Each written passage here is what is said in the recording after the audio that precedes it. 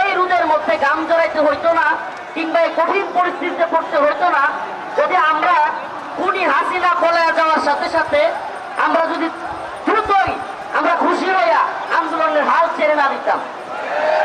আমরা যদি একটা বিপ্লবী সরকার গঠন করতে পারতাম, তাহলে আজকের এই পরিণতি হয়তো আমাদেরকে দেখতে হতো না।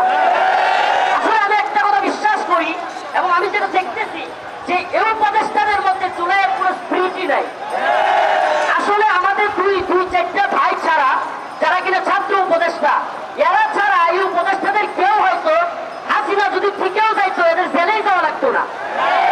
অতএব আমাদের বক্তব্য একেবারে পরিষ্কার, সুস্পষ্ট কথা, সেই হাসিনা শাপলা চত্বরে শত শত হাজার হাজার তসবিহ দ্বারা তাহাজ্জুদরত মুসল্লিদের উপর গুলি চালিয়েছে, তাকে অবশ্যই তাকে এবং তার দলকে বিচারের আওতায় নিয়ে আসতে হবে।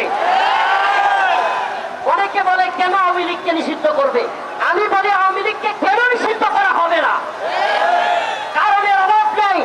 রাতের গভীরে তাহাজ্জুদরত নামাজরত তসবিহ হাতে থাকা মুসল্লিদেরকে